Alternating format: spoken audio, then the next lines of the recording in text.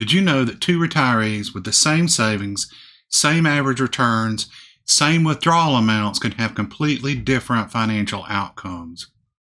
One can run out of money in roughly 16 years, while the other can thrive for 30 plus years because of this one risk. Hey guys, welcome back to Old Guy Talks Money. So, what risk am I talking about? Well, the risk I'm talking about is something called sequence of return risk. So, let's imagine it this way. There's two people, they're going to climb a mountain. First one gets started, and he encounters bad weather early in the trip. It's going to be a significant setback, and he may never make it to the top. Second person gets started, and they have great weather. They may have great weather 3/4 of the way up. Their chance of summiting that mountain are much, much better. So let's do a little deeper dive, maybe look at a more technical definition. So a more technical definition of sequence of return risk is that the risk refers to the danger of experiencing negative investment returns early in retirement. And it stems from the timing of investment returns rather than the average rate of return, okay? So when retirees take out money and their portfolio is down, they're getting hit twice. They're withdrawing funds from a shrinking portfolio while also experiencing losses. And this can impact your long-term survivability of your savings nest egg. The sequence of return risk works against retirees. They have stopped the accumulation phase and moved to the withdrawal phase.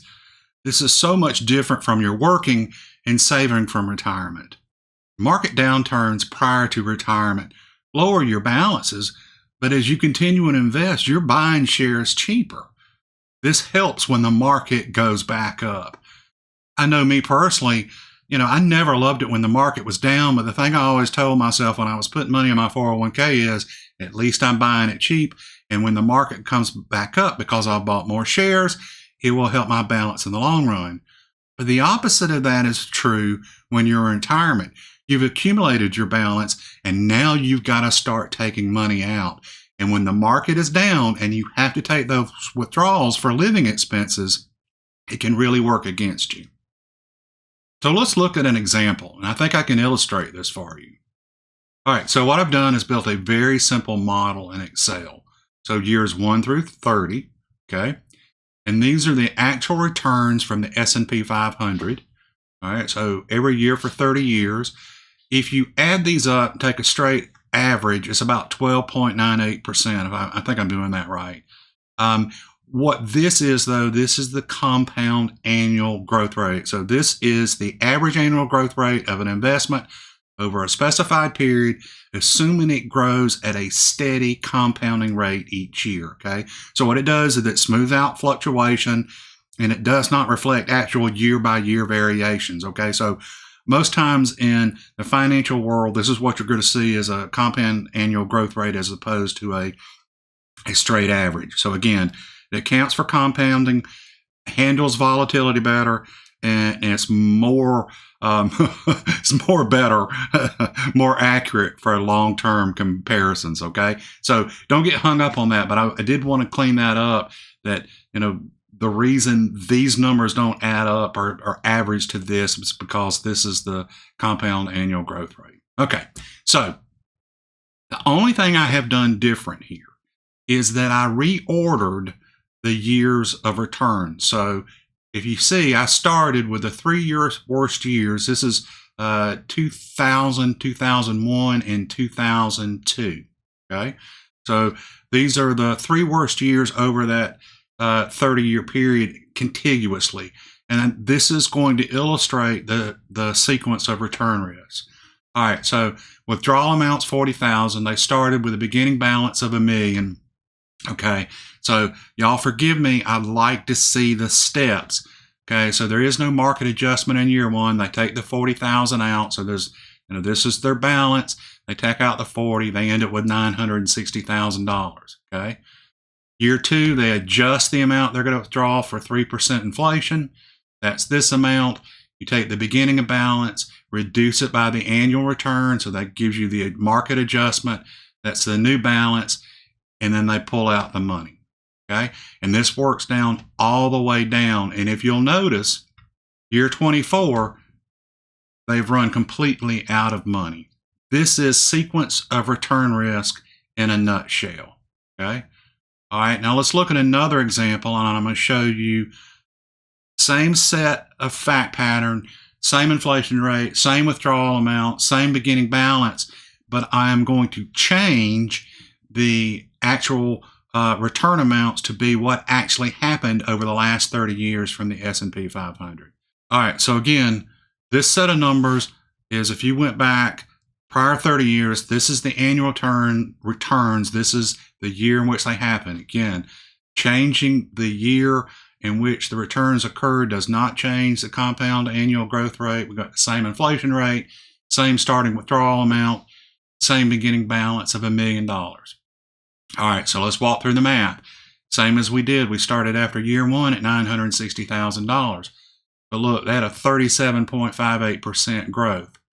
So you take the beginning balance, you add it to your market, you get your market adjustment, and then you take the 41,200 out, and you do this all the way down.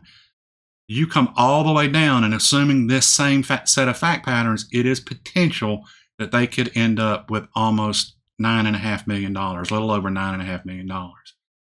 Now, if you looked at me and you said this is completely and totally unrealistic, I will tell you I agree. What I'm telling you, though, is based on history, based on the way the returns work, based on these amounts and the math, this is what it would be. This is why it's so important that you do the Monte Carlo simulations, which will take 5,000 variations and crunch these numbers and give you ranges, a band of variable outcomes. I am just talking one. I'm not adjusting anything for inflation. I'm keeping it flat at 3%. And if you think about it, this is kind of what Dave Ramsey says, love him or hate him, but I've heard him say several times that he feels like potentially that 4% safe withdrawal rate is too low, because if the market has a compound annual growth rate of bumping 11%, even calculating for inflation, so let's say, 12% less 4% inflation, there's an 8% return. That's where he's coming up when you hear him say that kind of thing. And this is kind of illustrating that point. Do I think that's safe? If I got to the end of 30 years and I could go look back and see what returns had been, and I could go back in my time machine, yeah, maybe. So my point is not to say, look, you're gold. If the market's good the first few years, you're going to have a great, you're going to end up, 10 times more than you started with. Just saying the math, it is possible. Go back to my example. 2 people climbing a mountain. First one starts out and they get bad weather early on. They may never make it at the top. Second one has great weather early on, has a couple periods where, the weather's bad, but it gets good fast, and they end up making it all the way to the top. Okay? That sequence of return risks. Now, I want to show you one other thing. So when I looked at these 2 examples, same portfolio, $1 million, same withdrawal rates, 40,000, adjusted 3% every year for inflation. But another way to look at this would be just to take a straight percentage out every year. And let's look and see what that looks like. So what we're looking at here is the same fact pattern, same starting balance. This is the same return pattern as the first one I showed you, illustrating the sequence of return risk. The difference here is that rather than starting with a fixed amount, so $40,000, I started with a percentage. And I'm adjusting that percentage up by 3% every single year. Why the results? And let's look at this. In this fact pattern, all the way down here, you can see that they end up at roughly $6 million. Why? What is different about this and that first one? Because we're starting out the same, $40,000. Well, in this situation, we never go above that $40,000 when the market's down. So see, even at 4.12%, because the market has adjusted the balance down to right at $873,000, that the amounts are lower. And you don't start getting back up to that desired $40,000 amount until down here in year 15. Okay. So it's the same thing, but what we've done to save the portfolio is rather than take out the fixed amount, 40,000 adjusted for inflation, we've used a flat percentage. Okay. This is a much safer play early on when you're having that sequence of return risk. The challenge though is this, guys. I don't know about y'all, but I know how much money I need to live on. And if that amount of money is $40,000, and then in year 2, I've got to adjust it down to 36 and then 31 and then down to 24, there's a shortfall there. So I'm not saying this is a magic bullet. I'm just saying that this is another way to look at that to account for, mitigate the risk associated with the sequence of return risk. Okay. So I kind of told you what sequence of return risk were, explained it, gave you a little example about the mountain climb, and then I showed you some numbers and showed you how it really can wreck a retirement portfolio.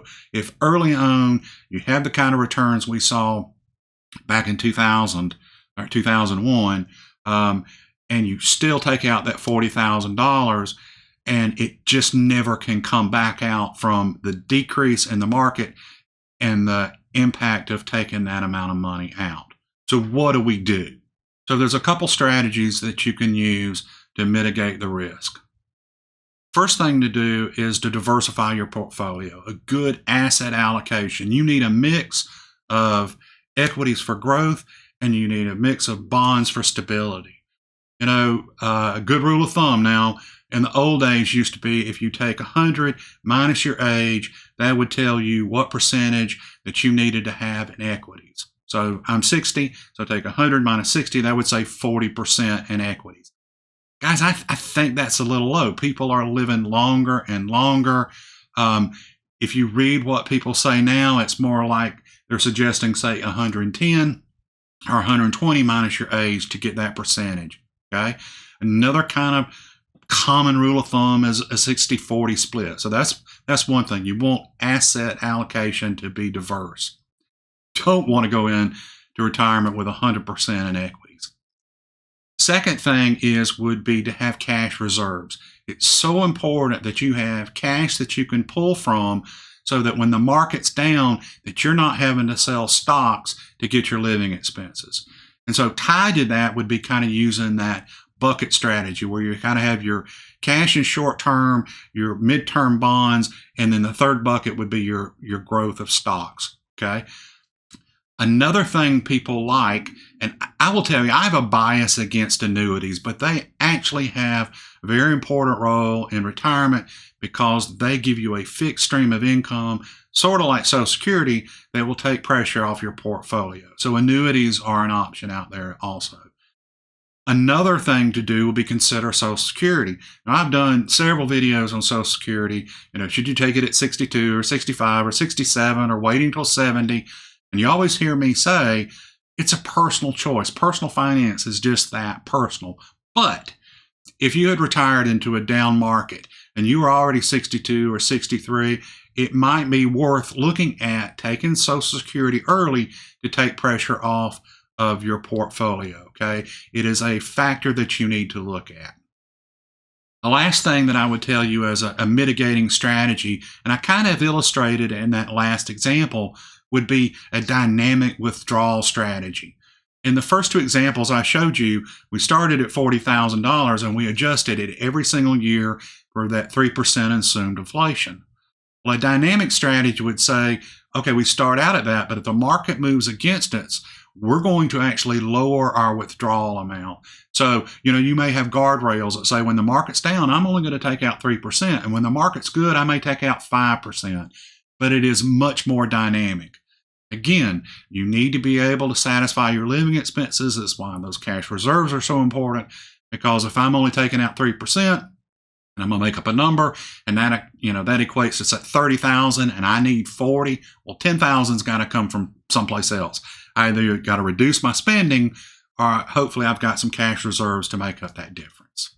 All right, so those are the mitigating strategies that you can use to kind of combat this potential sequence of return risk. So I don't know about y'all, but I've been watching the market lately. I retired in January, and it's a little scary right now. Now I have a bridge, I'm not worried about it, but I don't love it because, you want your money to go this way, not this way. And right now, it is definitely over the last month gone this way. So kind of prompted me to say, hey, I don't know if other people are out there feeling nervous about this. Thought I would share the information, maybe give y'all something to think about, maybe make you feel a little bit better. Hope that has helped. Hope you're enjoying the content. If you are, please hit that like and subscribe. It will help me grow the channel, and I'll see you guys in the future.